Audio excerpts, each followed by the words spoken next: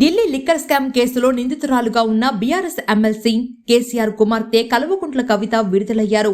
5.5 నెలల తర్వాత విడుదలైన కవితను రిసీవ్ చేసుకునేందుకు తీహార్ జైలు వద్దకు ఆమె కుటుంబ సభ్యులతో పాటు పెద్ద ఎత్తున బీఆర్ఎస్ నాయకులతో పాటు కార్యకర్తలు కూడా తరలివచ్చారు. కేటీఆర్, హరీష్ రావుతో పాటు మాజీ మంత్రులు కూడా ఆమెను రిసీవ్ చేసుకునేందుకు వచ్చారు. జైలు నుంచి పిడికిలి బిగించి బయటకు వచ్చిన కవిత మొదట తన కుమారుణ్ణి చూడగానే గట్టిగా హత్తుకొని భావోద్వేగానికి లోనయ్యారు. ఆ తర్వాత భర్తను కూడా హత్తుకొని కన్నీళ్లు పెట్టుకున్నారు.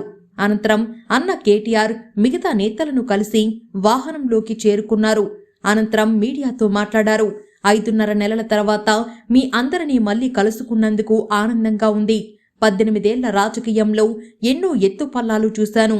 నన్ను అనవసరంగా జైలులో పెట్టి ఇబ్బంది పెట్టినందుకు వాళ్ళు ఖచ్చితంగా మూల్యం చెల్లించుకుంటారు.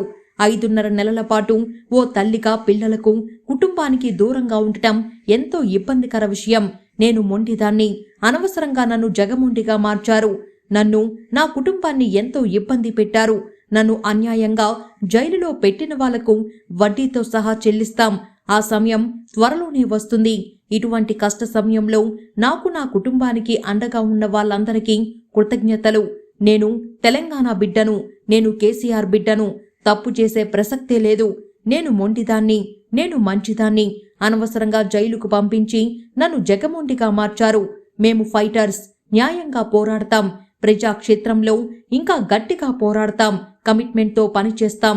చట్టబద్ధంగానే కాకుండా రాజకీయ పరంగానూ పోరాడతాం. BRS and KTR team unbreakable. కాగా కవిత విడుదల సందర్భంగా జైలు దగ్గరికి వచ్చిన బీఆర్ఎస్ అభిమానులు, కార్యకర్తలు బాణసంచా కాల్చి ఆమెను స్వాగతం పలికారు. జై తెలంగాణ, జై కేసీఆర్, జై కవిత నినాదాలతో హోరెత్తించారు.